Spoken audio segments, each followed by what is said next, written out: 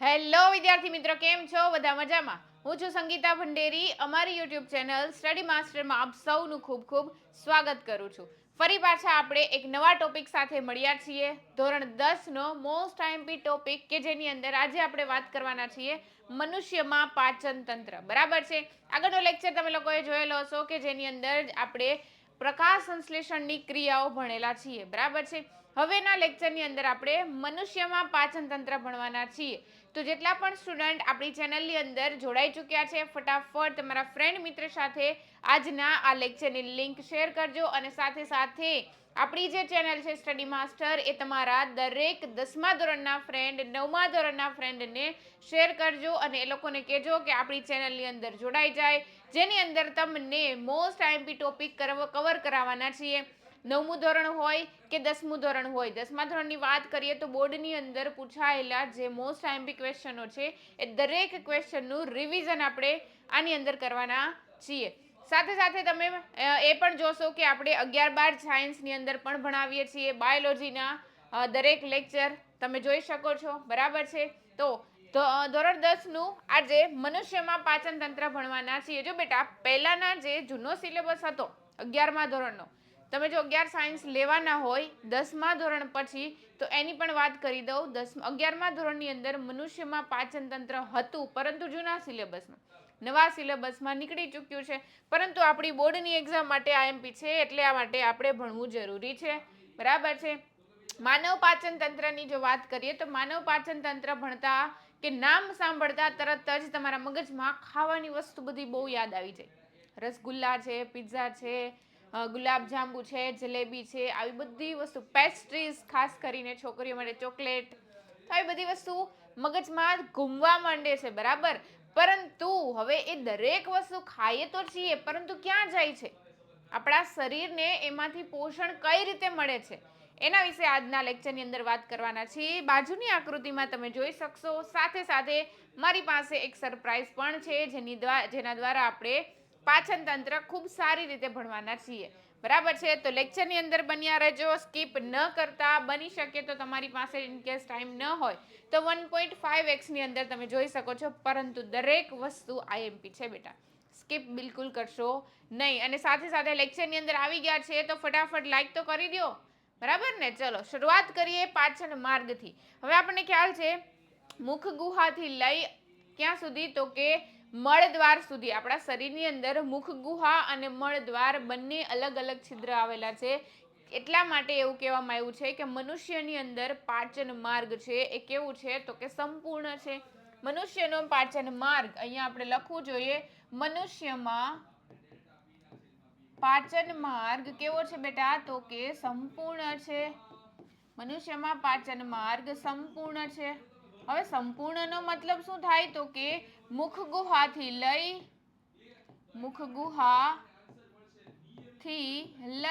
મળદ્વાર સુધી વિસ્તરેલ છે. બરાબર છે? આખે આખો માર્ગ છે એ મુખ ગુહાથી શરૂ થાય છે અને મળદ્વારે અંત થાય છે. બરાબર છે? એટલા માટે એને કીધું છે સંપૂર્ણ પાચન માર્ગ. હવે આપણા મગજમાં ક્વેશ્ચન થશે કે મેડમ, આપણા પાચન માર્ગની અંદર, પાચન તંત્રની અંદર કઈ કઈ વસ્તુ આવે છે? એ પણ યાદ રાખવી ખૂબ જરૂરી છે. સૌપ્રથમ આપણે આ આકૃતિ છે, તમને ટેક્સ્ટબુકમાં મળી જશે. ટેક્સ્ટબુકની જ આકૃતિ લીધેલી છે. મુખ છે, અથવા તો એને આપણે મુખ ગુહા તરીકે પણ ઓળખીએ છીએ, જેની અંદર જીભ આવેલી છે. બરાબર છે? એના પછી અન્નનળી છે, જઠર છે. જઠરની અંદર આપણે પિત્તાશય, પિત્તરસનો સંગ્રહ, પિત્ત નલિકા, યકૃત અને સ્વાદુપિંડ, આ દરેક વસ્તુ ભણીશું. અને વચ્ચેના ભાગમાં ઉરોદર પટલ પણ આવેલો છે. બરાબર છે? જઠર પૂરું થાય પછી નાનું આંતરડું છે, મોટું આંતરડું છે, મળદ્વાર છે અને આંત્રપૂંછ છે. આની આકૃતિ દોરવાની તમારે યાદ રાખવાની છે. બની શકે કે તમને 4 માર્ક્સમાં કે 5 માર્ક્સમાં ક્વેશ્ચન પૂછાય બોર્ડની એક્ઝામની અંદર, તો તમને લખતાની સાથે સાથે દોરતા પણ આવડવું જોઈએ. તો શરૂઆત કરીએ પાચન માર્ગથી. પાચન માર્ગનો જે ક્રમ છે ને એ યાદ રાખવો ખૂબ જરૂરી છે, કારણ કે ઘણી વખત બોર્ડની એક્ઝામમાં એમસીક્યુમાં પણ પૂછી શકે. બરાબર છે? ક્રમ પૂછી શકે. તો શરૂઆત ક્યાંથી છે? તો કે મુખ ગુહાથી. સૌપ્રથમ પહેલું દ્વાર શું છે? તો કે મુખ ગુહા. મુખ ગુહા પછી શું આવશે? તો કે અન્નનળી. બરાબર છે? અન્નનળી પૂરું થાય પછી આવશે જઠર, જઠર પછી નાનું આંતરડું, નાનું આંતરડું કમ્પ્લીટ થાય પછી આવશે મોટું આંતરડું,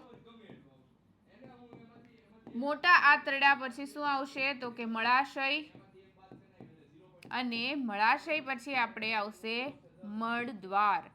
મળાશયને ઇંગ્લિશમાં રેક્ટમ તરીકે પણ ઓળખીએ છીએ, મળદ્વારને એનસ તરીકે. બરાબર છે, આટલી વસ્તુ તમને આવડવી જોઈએ. આ ક્રમ બેટા ખાસ યાદ રાખજો. ક્લિયર થાય છે આટલી વસ્તુ? ફટાફટ કોમેન્ટ કરીને જણાવજો. અને લેક્ચરને બિલકુલ ભૂલવાનું નથી. શું શા માટે નથી ભૂલવાનું? તો કે લાઈક કરવાનું નથી ભૂલવાનું. બરાબર છે, ચલો. તો સૌપ્રથમ આપણે મુખ ગુહાની અંદર પાચન ભણીએ. બરાબર. હવે મારી પાસે એક વસ્તુ છે કે જેની અંદર પણ તમે જોઈ શકો છો. જુઓ, આ વસ્તુ તમે જોયેલી હશે. બરાબર છે, આ છે આપણું આખું મનુષ્યનું શરીર, ટ્રાન્સપરન્ટ છે. બરાબર, જેની અંદર તમે દરેક ભાગો જોઈ શકો છો. પરંતુ આપણે અત્યારે શું ભણવાનું છે તો કે માત્ર ને માત્ર પાચન માર્ગ ભણવાનો છે.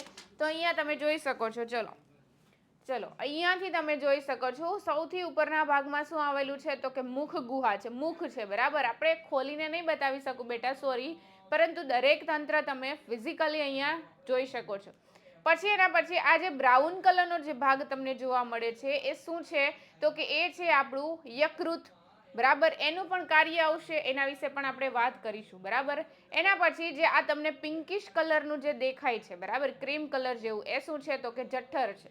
બરાબર છે, જઠર કમ્પ્લીટ થાય પછી અહીંયા બ્લુ કલર જેવો એક ભાગ છે, આવી સાઈડમાં નળી જેવી રચના છે, એ શું છે તો કે નાનું આંતરડું છે.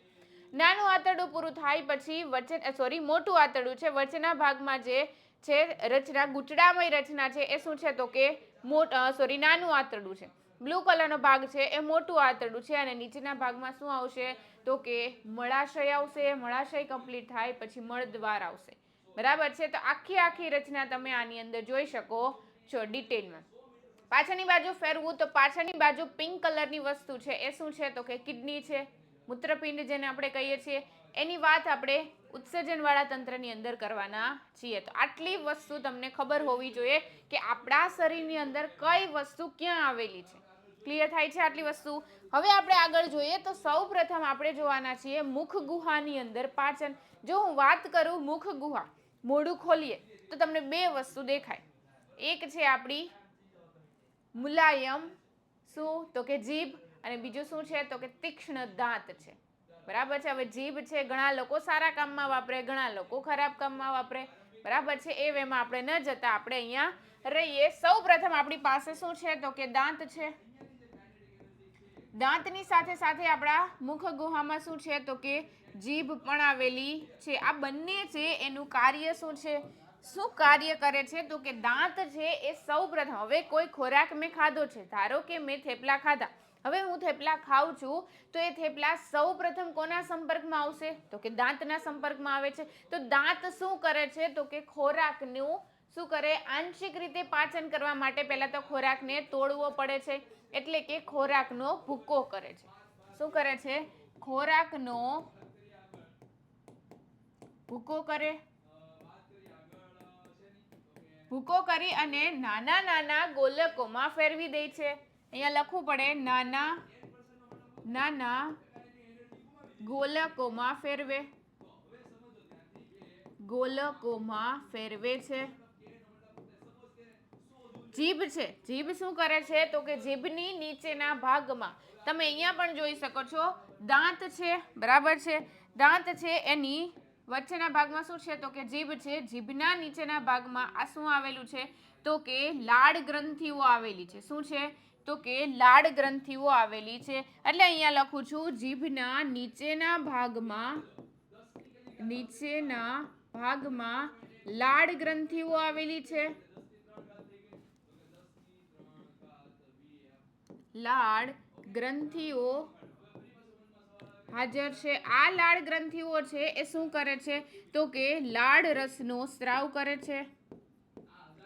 લાળ રસનો સ્ત્રાવ કરે.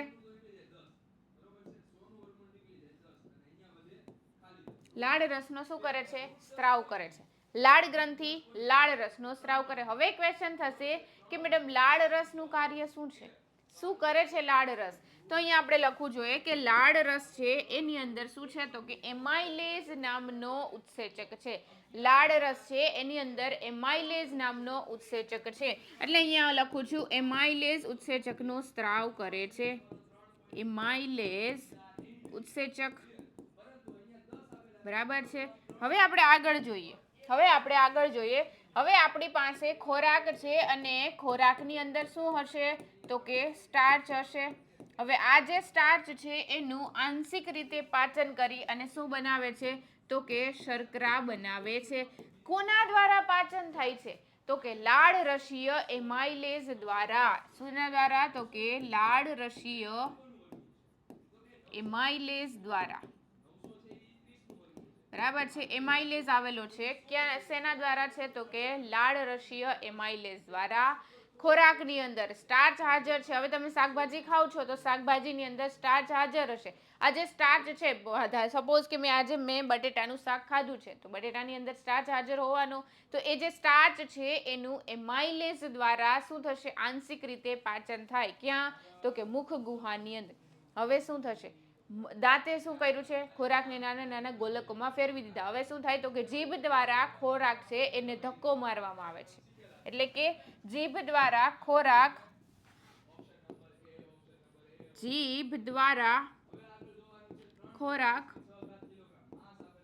આગળ ધકેલવામાં આવે છે.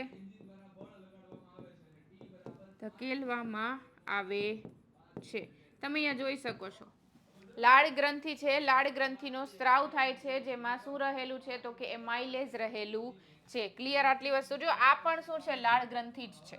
આગળ જોઈએ.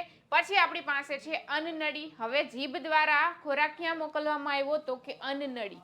એટલે કે અહીંયા જીભ દ્વારા ખોરાક અન્નનળીમાં આવે છે.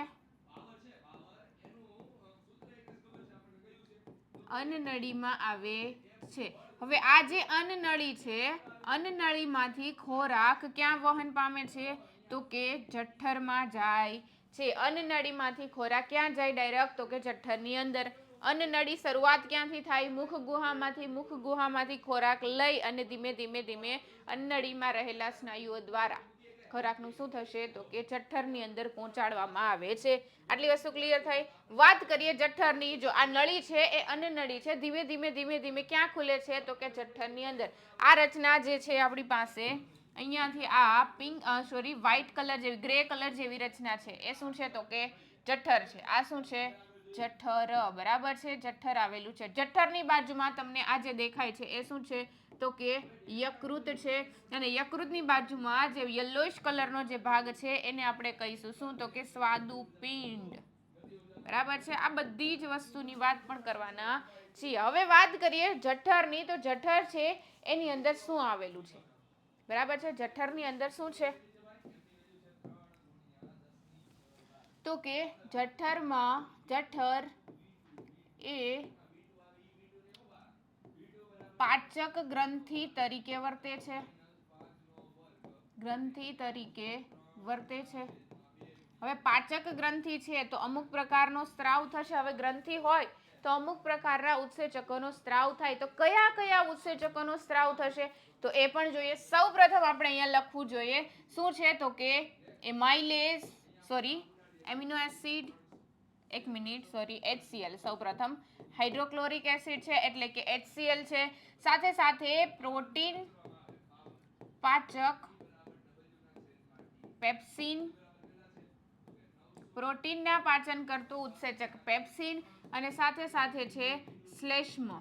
આ ત્રણ વસ્તુનો સ્ત્રાવ જઠરની દિવાલમાંથી થાય છે. સાથે જો હું વાત કરું શ્લેષ્મની, તો શ્લેષ્મ છે એનું કાર્ય શું છે, શ્લેષ્મ શા માટે તો કે જઠર છે એની દિવાલની અંદરના જે અંદરની દિવાલ છે, જઠરની સૌથી અંદરની દિવાલ છે એને શેનાથી રક્ષણ આપશે તો કે HCl થી. હવે આપણે એવું કહીએ કે મેડમ HCl તો સાંદ્ર હોય, બરાબર છે. એસિડિટી, આપણા શરીરની અંદર એસિડિટી ઘણી વખત ઘણા લોકોને થાય છે.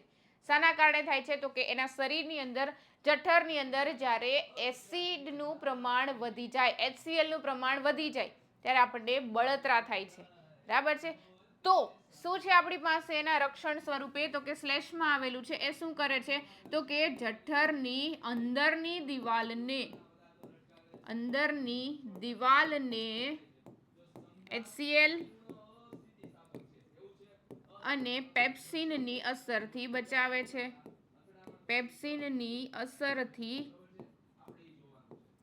બચાવે છે. બરાબર છે. હવે શું થશે તો કે જઠરમાંથી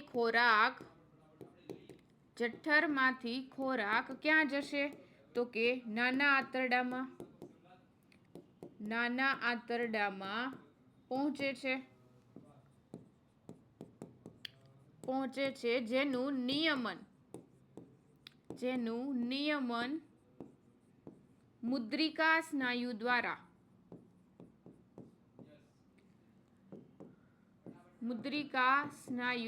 દ્વારા થાય છે. હવે તમને ક્વેશ્ચન થાય કે મેડમ આ મુદ્રિકા સ્નાયુ શું છે?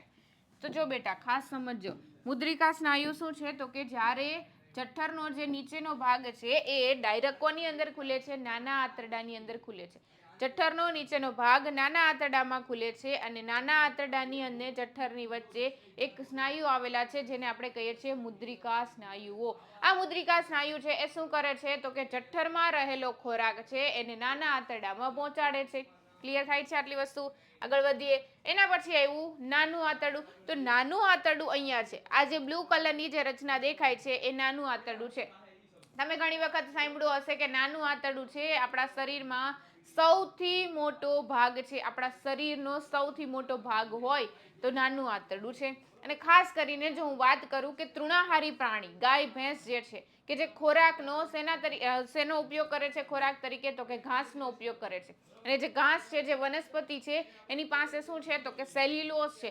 તો એવા દરેક પ્રાણીઓ કે જે સેલ્યુલોઝનો ખોરાક તરીકે ઉપયોગ કરે છે. હવે સેલ્યુલોઝના પાચન માટે પાચન માર્ગ કેવો હોવો જોઈએ તો કે લાંબો હોવો જોઈએ. એટલા માટે એની પાસે આ જે નાનું આંતરડું છે એની લંબાઈ આપણા કરતાં પણ વધારે છે. કોની અંદર તો કે જે લોકો તૃણાહારી પ્રાણીઓ છે એની અંદર.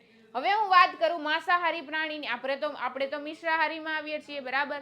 હવે હું વાત કરું માંસાહારી પ્રાણીની. તો માંસાહારી પ્રાણીમાં જે માંસ ખાય છે એવા સપોઝ કે હું એક્ઝામ્પલ તરીકે લઈ લઉં સિંહ, વાઘ. બરાબર. સિંહ છે એ શું ખાય છે? માંસ ખાય છે. તો માંસનું પાચન ફટાફટ થઈ જાય છે. એટલા માટે એની પાસે નાના આંતરડાની લંબાઈ કેવી હશે તો કે ટૂંકી હશે. બરાબર છે. આપણા કરતાં ટૂંકી કોનામાં? સિંહમાં. આપણા કરતાં લાંબી કોનામાં? ગાય ભેંસની અંદર. ક્લિયર થાય છે આટલી વસ્તુ? દરેક સજીવની અંદર દરેક પ્રાણીની અંદર લંબાઈમાં ફેરફાર જોવા મળે છે. પરંતુ યાદ રાખજો કે મનુષ્યમાં સૌથી લાંબો ભાગ કોનો છે તો કે નાના આંતરડાનો છે. બરાબર છે. હવે તમે ઘણી વખત મૂવીમાં સિરિયલોમાં જોયું હશે કે જ્યારે કોઈને છરી મારવામાં આવે ત્યારે ફટાફટ બહાર આવી જાય. કોણ? નાનું આંતરડું. કારણ કે એ એકદમ ફિટ કરેલી વસ્તુ છે. અહીંયા પણ જો આની અંદરથી હું આને થોડુંક પણ હલાવીશ ને તો એ બહાર આવી જશે. અત્યારે તો આ તો શું કહેવાય નિર્જીવ વસ્તુ છે. જ્યારે શરીરમાં તો ફિટ કરેલી વસ્તુ છે કે જે ફટાફટ બહાર આવી જાય. બરાબર. ઓછી જગ્યામાં જાજી વસ્તુ રાખેલી છે એટલા માટે. હવે આપણે કબાટની અંદર કપડાં ભર્યા હોય અને જેમ તેમ ગીચોગીચ ભરી દીધા હોય, જેવો કબાટ ખોલીએ તરત જ કપડાં બહાર આવે. સેમ ટુ સેમ આપણા શરીરમાં કાંઈ ઈજા થાય તો ફટાફટ બહાર આવી જવાનું છે. બરાબર છે. તો એવી જ વસ્તુ છે. બરાબર. હવે નાના આંતરડાની વાત કરતા પહેલા આપણે યકૃત વિશે સમજવું જોઈએ અને સ્વાદુપિંડ વિશે સમજવું જોઈએ. બરાબર છે. તો અહીંયા આપણે શરૂઆત કરીએ યકૃતથી. બરાબર. ઉપરના ભાગમાં શું છે તો કે યકૃત છે અને યકૃત છે એ પિત્તરસનો સ્ત્રાવ કરે છે. શેનો સ્ત્રાવ કરે છે તો કે પિત્તરસનો સ્ત્રાવ કરે છે. આ જે પિત્તરસ છે એ કોના માટે છે તો કે ખોરાકમાં રહેલા ચરબીના અણુઓ માટે. આ પિત્તરસ શું કરે છે તો કે ખોરાકમાં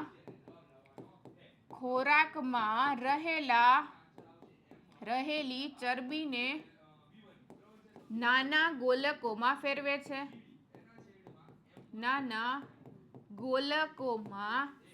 છે. જેને આપણે કહીએ છીએ ચરબીનું તૈલોદીકરણ. શું કહીએ છીએ તો કે ચરબીનું તૈલોદીકરણ. બરાબર છે. તો ક્લિયર થાય છે યકૃત. યકૃત પછી આપણી પાસે બીજું શું છે તો કે સ્વાદુપિંડ છે. યલો કલરનું શું છે તો કે સ્વાદુપિંડ. આ જે સ્વાદુપિંડ છે એ સ્વાદુ રસનો સ્ત્રાવ કરે. શેનો રસ તો કે સ્વાદુ રસનો સ્ત્રાવ કરે છે. સ્વાદુ રસ ક્યાંથી નીકળે સ્વાદુપિંડમાંથી.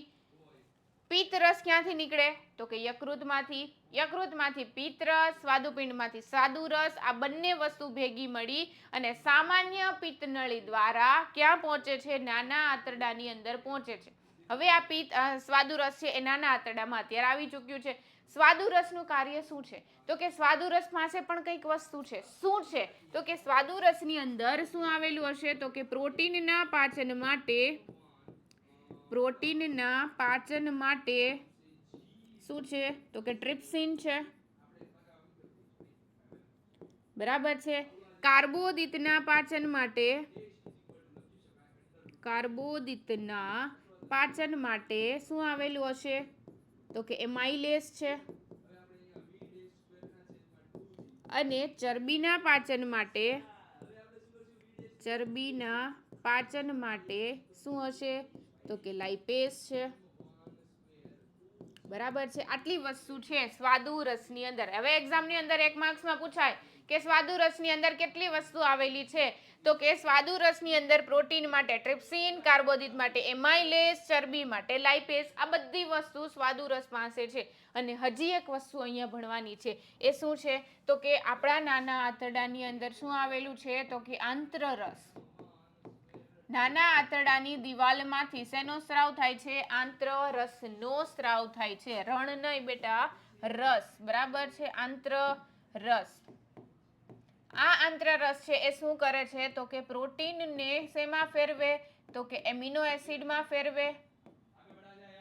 પ્રોટીનમાંથી એમિનો એસિડ બનાવે. પ્રોટીનનું પાચન કરી એમિનો એસિડ બનાવે. બરાબર. કાર્બોદિતનું પાચન થાય તો કાર્બોદિતમાંથી શું બને તો કે શર્કરા, ગ્લુકોઝ. અને લિપિડ છે એટલે કે ચરબી છે. ચરબીનું પાચન કરી ફેટી એસિડ પ્લસ શું બનાવે છે તો કે ગ્લિસરોલ બનાવે છે. બરાબર છે. તો આટલી વસ્તુ ક્યાં થાય છે નાના આંતરડાની અંદર. હવે પાચન થઈ ગયું છે. ખોરાકનું સંપૂર્ણ પાચન ક્યાં થાય પૂછવામાં આવે તો હવે આવડે જવાબ. ચલો ફટાફટ કોમેન્ટ કરીને જણાવો. બરાબર. ખોરાકનું સંપૂર્ણ પાચન કયા ભાગની અંદર થાય છે ફટાફટ કોમેન્ટ કરીને મને કોમેન્ટ સેશનની અંદર જણાવવાનું છે. બરાબર. હવે નાના આંતરડામાં બધી વસ્તુ કમ્પ્લીટ થઈ ચૂકી છે. હવે શું થશે તો કે જે અપાચિત ખોરાક છે એને ક્યાં મોકલવામાં આવે છે તો કે મોટા આંતરડાની અંદર મોકલવામાં આવે છે. અને જે પાચન થઈ ગયું છે જે ખોરાકનું પાચન થઈ ગયું છે એવા ખોરાક માટે શું એક વસ્તુ આવેલી છે. શું છે તો કે નાના આંતરડાની દિવાલમાં નાના આંતરડાના છેડાના ભાગે અથવા તો અંતના ભાગ કે જેને આપણે શું કહીએ છીએ શેષાંત્ર તરીકે ઓળખીએ છીએ. શેષાંત્રની દિવાલમાં આંગળી જેવા પ્રવર્ધો આવેલા છે.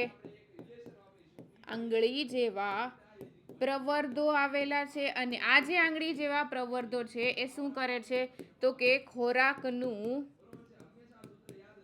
શોષણ કરે છે.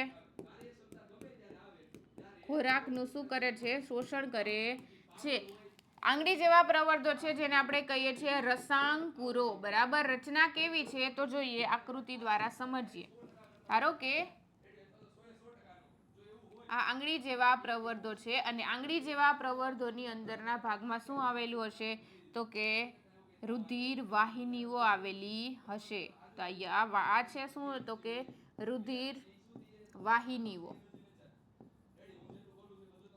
અંદરના ભાગમાં શું છે તો કે ખોરાકના ગોલકો છે. આ શું છે ખોરાકના ગોલકો. ગ્લુકોઝ છે, એમિનો એસિડ છે, ફેટી એસિડ છે. આ બધાનું શું કરે છે તો કે શોષણ કરે છે. આ બધા છે એ ક્યાં જાય છે તો કે રસાંકુરો દ્વારા રુધિર વાહિનીની અંદર ભળે છે. રુધિર વાહિનીમાંથી રુધિરમાં ભળે. રુધિરમાંથી શરીરના અલગ અલગ ભાગની અંદર ખોરાકના દ્રવ્યો છે એ પહોંચે છે. ક્લિયર. હવે આપણી પાસે શું વધ્યું તો કે અપાચિત ખોરાક વધ્યો. આ અપાચિત ખોરાકને આપણે ક્યાં મોકલીએ છીએ તો કે મોટા આંતરડાની અંદર. આ જે બહારનો જે ભાગ છે એ શું છે તો કે મોટું આંતરડું. બરાબર છે. એટલે કે અપાચિત ખોરાક મોટા આંતરડામાં ઠલવવામાં આવે છે. મોટા આંતરડામાં આવે છે. અહીંયા શું થશે તો કે ખોરાકમાંથી પાણીનું શોષણ થાય. ખોરાકમાંથી વધારાનું પાણી શોષાઈ જાય છે. વધારાનું પાણી મોટા આંતરડાની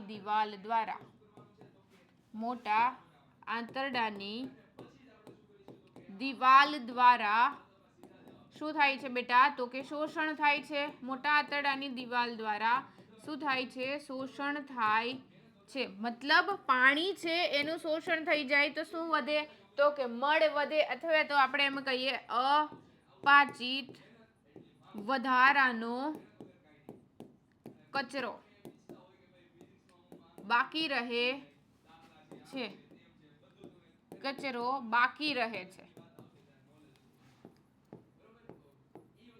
જેને આપણે કહીએ છીએ મળ. અને આ જે મળ છે એ ક્યાં એકત્રિત થશે તો આ નીચેના ભાગમાં, જેને આપણે કહીએ છીએ મળાશય. તો એના પછીનો નેક્સ્ટ ભાગ શું છે તો કે મળાશય. એટલે કે મળ છે એનો સંગ્રહ થાય છે. અહીંયા મળનો સંગ્રહ થાય છે. જ્યારે મળાશય ભરાઈ જશે મગજમાંથી સિગ્નલો આવશે. એટલે અહીંયા લખવું જોઈએ કે મગજમાંથી સિગ્નલ અથવા તો સંદેશો મળતા મળદ્વાર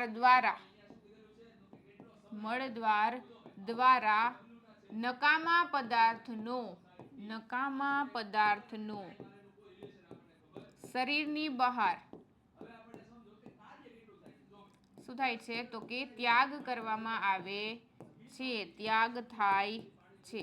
બરાબર છે. આટલી વસ્તુ ક્લિયર થાય છે. હજી એક વસ્તુ અહીંયા લખવી જોઈએ કે જેવી રીતે ક્યાં તો કે જઠર પાસે મુદ્રિકા સ્નાયુઓ હતા, જઠરમાંથી ખોરાકને નાના આંતરડામાં મોકલવા માટે સેમ ટુ સેમ બેટા કોની પાસે મળદ્વાર પાસે પણ મુદ્રિકા સ્નાયુઓ આવેલા છે. એટલે કે મુદ્રિકા સ્નાયુ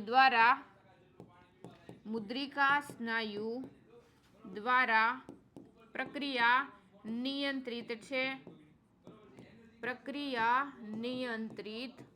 છે. આ મુદ્રિકા સ્નાયુઓ છે જે ક્યાં આવેલા છે તો કે મળદ્વાર પાસે. એ કેવા હશે તો કે અનૈચ્છિક હશે કે ઐચ્છિક હશે તો કે ઐચ્છિક હશે.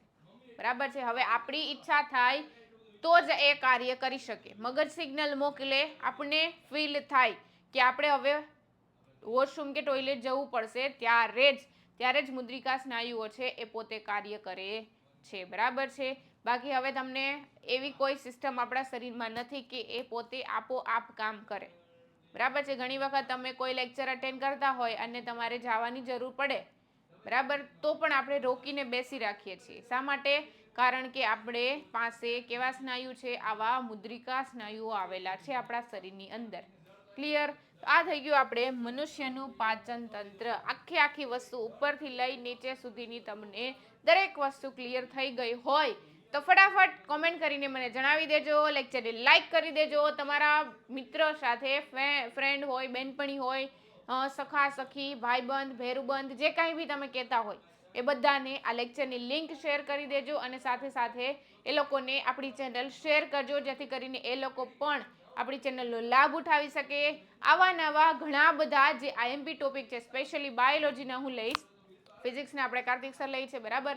તો આવા બધા ઘણા બધા ટોપિકો છે કે જે તમારી બોર્ડની એક્ઝામ માટે પણ આઈએમપી છે. અને સાથે તમે જ્યારે 11th-12th સાયન્સ લેશો, 11th-12th સાયન્સની અંદર આવશો ત્યારે 11મા ધોરણમાં પણ, 12મા ધોરણમાં પણ આ દરેક ટોપિકો રિવાઇઝ થવાના છે, ફરી પાછા આવવાના છે. તો અત્યારથી તમને બેઝિક નોલેજ, તમારો જે પાયો છે એ મજબૂત થયેલો હોવો જોઈએ. બરાબર છે. મળીએ છીએ આપણા જ એક કોઈ સારા એવા ટોપિકની અંદર. થેન્ક યુ સો મચ ને બાય બાય.